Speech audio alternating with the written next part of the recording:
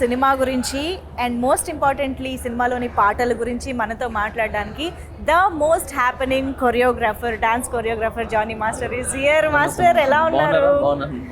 So భారతీయుడు 2 అంటే ఈ సినిమా పేరుని పలకడం కూడా చూసారా, భారతీయుడు 2 అని అనలేం, భారతీయుడు 2 అనాలన్నమాట.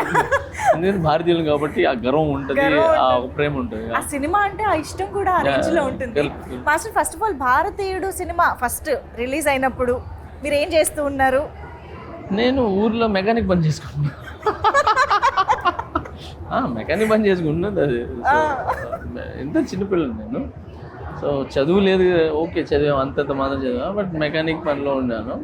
పక్కనే థియేటర్స్ అన్నీ. ఎక్కడ ఎక్కడ ఇది? నెల్లూరులో. నెల్లూరులో పక్కనే థియేటర్స్ అన్నీ పక్కనే. సో అక్కడ అర్చనాలలో నర్తికి థియేటర్ దేంట్లోనో ఈ సినిమా 3వ హాల్లో దేంట్లో ఉండాలి. సో అక్కడే షాప్స్ ఉండేది, కనకమహల్ అక్కడంతా కూడా. సో అక్కడికి వెళ్ళినప్పుడు ఈ సౌండ్స్ ఎక్కువ వినపడతా ఉండేది. అంటే పాటలు అప్పుడు మేము వెళ్ళిపోయేది, ఛాయ్కని వెళ్ళిపోయేది, పాటలు వినేసేది, వచ్చేసి.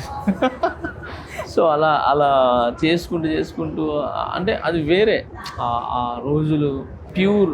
అది అప్పుడంతా ప్యూర్గా ఉండేది. ఆ స్ట్రీట్స్ కానీ జనాలు నిజంగా చెప్పినా చాలా ప్యూర్గా ఉండేది. సో ఆ టైంలో ఈ సినిమా రావటం అంటే అప్పుడు కొత్త ఇవన్నీ. భారతీయుడు 2 అనగానే ఒక ముసలాయన అసలు ఎలా కొడతారంట, మర్మకళ్ళు మీరు ఒక 3 మర్మకళ ఇది చేసి చూపించాలి. అంటే మీ నుంచి స్టెప్పులు ఎప్పుడు మేము చూస్తాం. అయ్యో నాకే మర్మకళ రాదు. భారతీయుడు సినిమా ఎన్నిసార్లు చూసాను. ఒకటి మనకు తెలిసింది, ఇలా అంటారు ఒకటి ఇది కూడా ఉంది.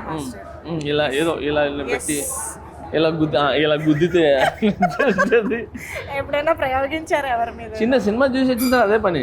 చిన్నప్పుడు ఎవరైనా మాట్లాడినా ఎవరైనా ఏదైనా చేసినా అలా ట్రై చేసేది. బట్ మజాక్ రా బాబు అని చెప్పి మళ్ళీ, కానీ వచ్చేది కాదు అది మా అందరికీ.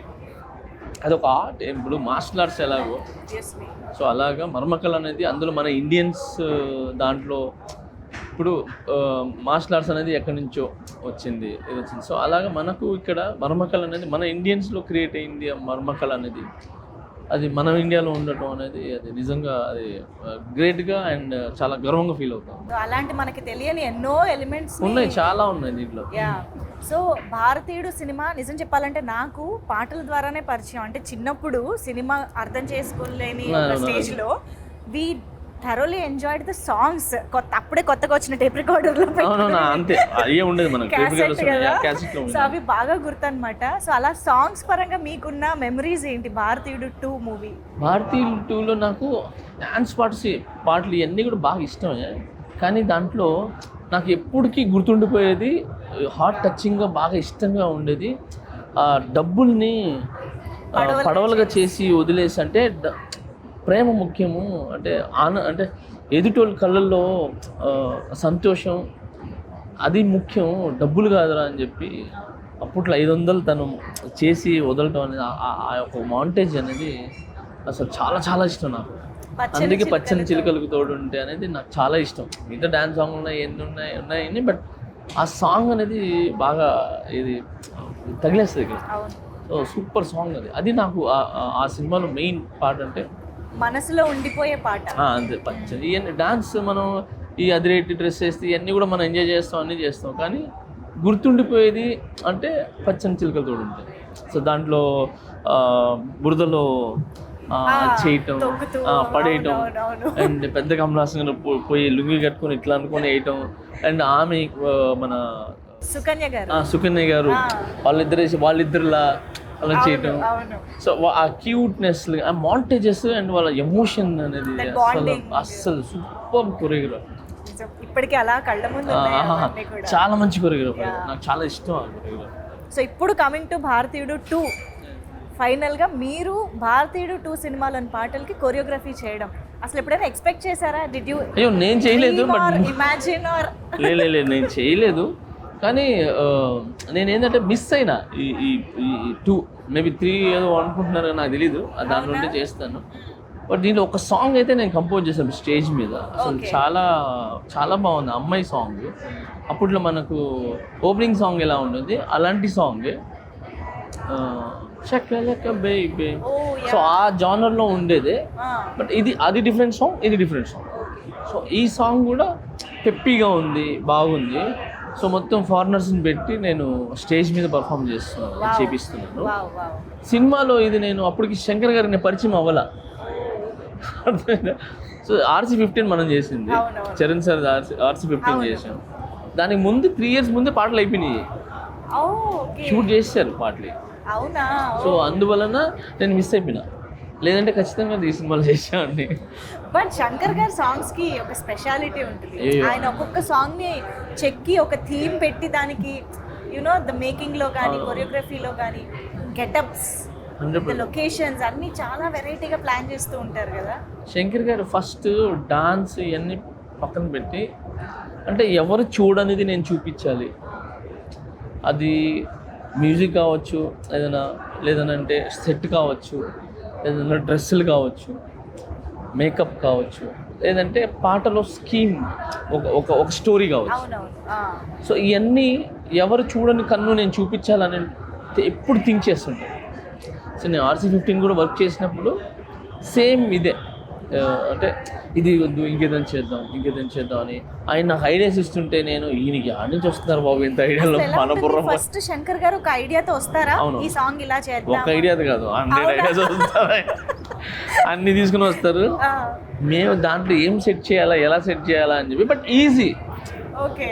అక్కడ proper technician, proper hard work, talented ఉన్నాడు అనుకోండి, వాడికి చాలా ఇష్టపడుతుంది ఆయన చెప్పి, అంటే ప్యాషన్ అయిపోతాడు తనకి. ఎందుకంటే అంటే కొత్తవి తను నేర్చుకోవచ్చు, తను కూడా ప్రూవ్ చేసుకోవచ్చు. సో శంకర్ గారితో వర్క్ చేసే అవకాశం దక్కింది, కమల్ హాసన్ గారితో చేసే అవకాశం మిస్ అయింది. But no problem.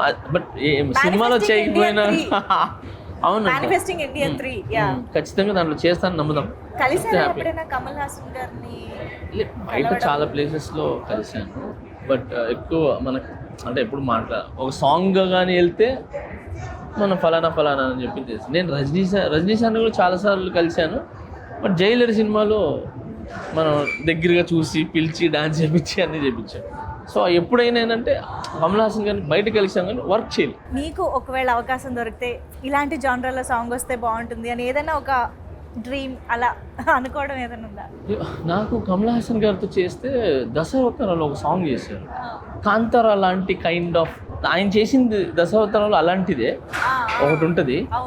సో అది ప్రాపర్గా ఇంకా ఎగ్జిక్యూట్ చేసి, అంటే ప్రాపర్గా చేయాలి అనేది దాంట్లో భలే ఉంటుంది. అది మీరు చూస్తే దాంట్లో ఉంటుంది అన్ని అవతారాల్లో.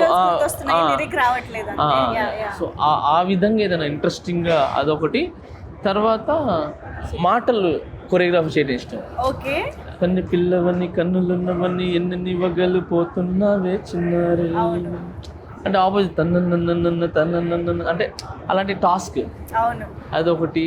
తర్వాత ప్రియతమా నీ వచ్చట కుశలమా నీ నిచ్చట కుశలమే. సో అలాంటి కొరియోగ్రఫీ చేయడం ఇష్టం. అయ్యో అది నెక్స్ట్ లెవెల్ సాంగ్స్. సో భారతీయుడు 2 సినిమా నుంచి ఒక ఆడియన్స్గా మాలాగా ఏం ఎక్స్పెక్ట్ చేస్తున్నారు, ఎలా ఉండబోతుంది అనుకుంటున్నారు?